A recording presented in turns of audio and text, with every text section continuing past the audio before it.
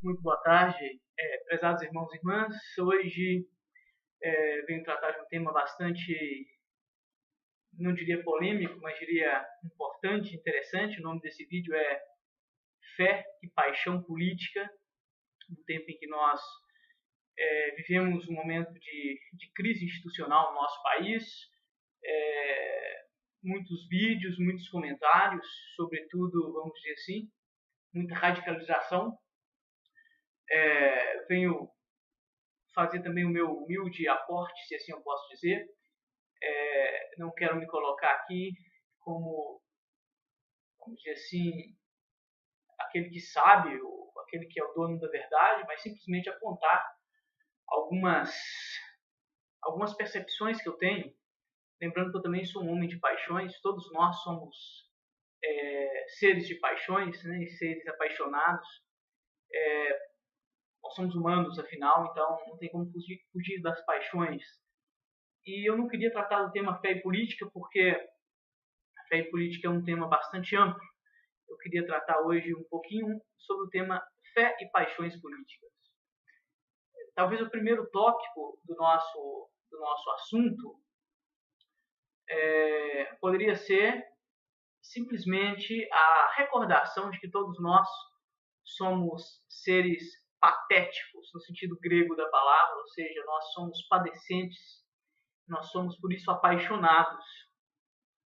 E por isso todos nós, como seres humanos, enquanto caminharmos por essa terra, tomaremos apaixonadamente partido, né, de alguma situação. E isso serve para o futebol. Nós nos, vamos falar assim, identificamos com um time A e, entre aspas, desprezamos o time B. E isso serve para os nossos relacionamentos interpessoais. Nós nos apaixonamos por algumas pessoas e não somos tão simpáticos a outras pessoas. Isso serve também, vamos dizer assim, para os partidos políticos ou para as tendências ideológicas na política. E aqui vem o problema. Qual que seria o grande problema? Tenho discutido sadiamente isso com muitos amigos, até por um instrumento que eu não gosto muito, que são os diálogos de Facebook. É uma contradição, porque este vídeo sairá também no Facebook, mas tudo bem, nós também somos seres de contradição. Mas, como também nós não temos muita alternativa, eu utilizo esses meios para divulgar um pouco mais aquilo que eu creio que possa nos ajudar em nossas reflexões. Mas o grande problema é justamente quando nós não sabemos ou perdemos a capacidade de discernir entre aquilo que é simplesmente uma paixão e aquilo que nos parece ser realidade conectada aí à verdade, né? Se bem que verdade e realidade também não podem ser identificados assim de uma forma tão direta. Isso é um tema mais filosófico. Não vou tratar aqui da diferença entre verdade e realidade. Mas, de qualquer forma, acho que este é um tema importante de se falar. Quando nós não sabemos discernir as nossas paixões daquilo que é a verdade. As paixões nos cegam. As paixões nos cegam. E isso aparece como mais perigoso ainda no campo da fé. Quando nós transmitimos as nossas paixões para o campo da fé, nós corremos o risco de virarmos fundamentalistas religiosos. E nós já sabemos quão mal fez o fundamentalismo religioso atrelado à política. Isso está acontecendo muito no Brasil. Então, é importante a gente falar um pouco sobre isso. Me parece que existe aqui um problema fundamental que nós precisamos discutir. E para discutir este problema fundamental, nós temos que fazer uma constatação prévia. Qualquer um de nós que professa a fé em Deus, seja cristão ou não cristão, católico ou não católico, nós temos a nossa opção pessoal democrática e ninguém pode nos tirar por um partido, por uma ideologia política. E a igreja é plural, então na igreja nós temos pessoas de direita, pessoas de extrema direita, pessoas de esquerda, pessoas de extrema esquerda, pessoas de centro. E acho que neste momento de crise política, o grande desafio é como que a igreja pode se estabelecer como um espaço de diálogo entre irmãos. Como que nós podemos, deixando as paixões políticas um pouco em suspenso, utilizando a famosa epoqué aqui, da fenomenologia, chegar a um consenso de verdade. Acredito que existe o grande fenômeno da corrupção no nosso país, que é o que está incendiando os nossos corações e nos levando cada vez mais a posturas realmente passionais e tremendas, né? Tanto da esquerda católica quanto da direita católica. Acho que a mídia usa e está utilizando isso com muita força, inclusive alguns youtubers vamos falar assim, de índole duvidosa, que nem sequer são cristãos, utilizam. Isso saiu hoje, por exemplo, alguns vídeos sobre o encontro das SEBs lá em Londrina, e uma polêmica danada sobre aquilo. Não estive lá, então não vou entrar nesses detalhes, mas o fato é que todos nós agora somos suspeitos. Todos nós agora somos suspeitos. Ou de sermos extremistas de direita, ou de sermos extremistas de esquerda. Qualquer coisa que falemos, inclusive este vídeo que agora publico para vocês, pode ser interpretado como uma postura, vamos dizer assim, de alguém que defende um partido A, um partido B. Qualquer comentário que se faça sobre uma injustiça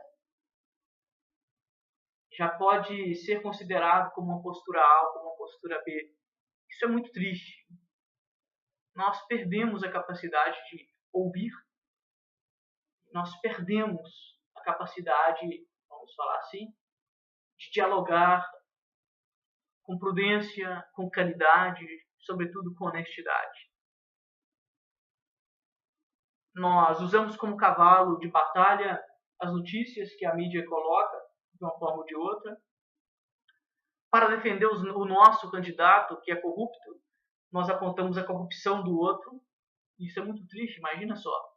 Para defender o meu candidato de forma passional, que é um corrupto, eu aponto a corrupção do outro. É uma coisa curiosa. Para defender uma injustiça, vamos falar assim, eu cometo outra injustiça. E é uma coisa que está maculando essa nossa comunidade de fé e que eu vejo assim nas nossas paróquias e nossas comunidades, que tem afetado bastante, né? Inclusive pessoas que eram próximas que estão se afastando por causa de posicionamento de paixões políticas. Outro dia, conversando com um colega, eu disse: olha, não se esqueça de quem nós somos. Eu te conheço, você me conhece.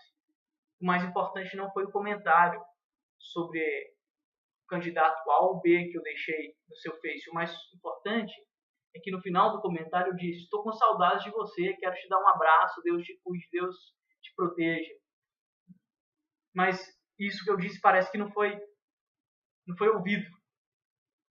Não sei como que nós podemos, nessa época de paixão política, voltar ao fundamento bíblico da nossa fé, pensar na imagem do Cristo tolerante, do Cristo que ama, do Cristo que dialoga, do Cristo que cura, e do Cristo que faz opções claras, né, pela verdade, pela paz. Hoje nós temos palavras que nós não podemos dizer, que nós somos atrelados aos partidos, né, de esquerda ou de direita. Vou dar 2 exemplos. Se eu falo, por exemplo, opção pelos pobres, eu sou esquerdista e petista. E se eu falo uma homilia pela a defesa da família, se eu falo que a família é importante, se eu falo que a questão da ética e da moral deve vigorar nas nossas famílias, eu sou atrelado à extrema-direita, eu sou atrelado ao fundamentalista religioso intolerante. Eu dei 2 exemplos para que vocês que estão me vendo, sejam de esquerda ou de direita, compreendam, né? Porque se eu falasse só da opção pelos pobres, já se identifica com os esquerdistas, né? E se eu falasse só da clara opção que nós temos pela a defesa da família, eu seria também direitista. Então, esses 2 exemplos para que vocês percebam que eu gostaria de assumir uma postura metaxológica, como disse o grande filósofo William Desmond.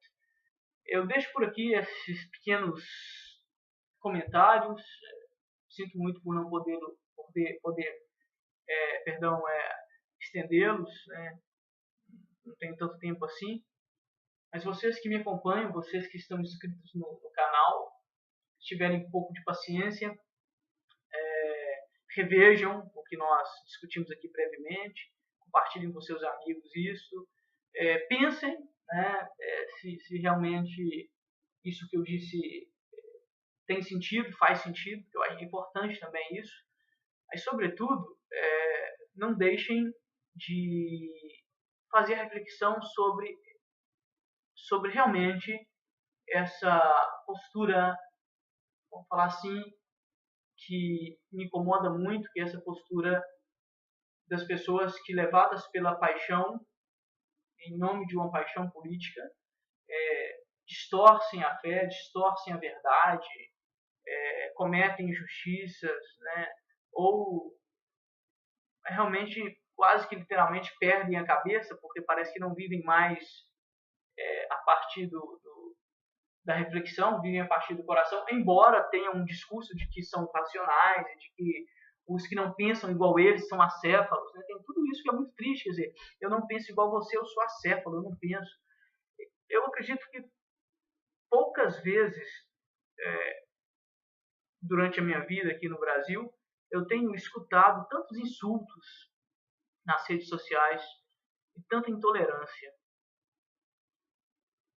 tanto da esquerda quanto da direita, tanto dos católicos, vamos dizer assim, mais considerados como renovados, né, ou como tradicionalistas, quanto dos católicos que são mais desta, vamos falar assim, dessa teologia que se considera um pouco mais avançada, né? Não sei se nós poderíamos dizer isso, mas os insultos brotam de uma forma muito, muito constante, e isso me preocupa muito enquanto padre. De qualquer forma, não quero me colocar aqui como aquele que sabe, como eu disse, tampouco quero me colocar como aquele que pensa, o único pensador, muito menos me coloco aqui como aquele que não sente paixão. Eu comecei o vídeo dizendo, nós somos seres sofrentes, né, por assim dizer, sofrentes, somos seres de paixão, e eu também sou apaixonado, eu também tenho minhas opções, eu também choro, eu também, vamos dizer assim, sou movido por paixões, e eu partilho isso com vocês porque é uma preocupação pessoal. E eu faço a oração para que Deus possa realmente nos mostrar o caminho, nos livrar das paixões que nos matam, que nos fazem inimigos. Deus abençoe vocês. Um grande beijo.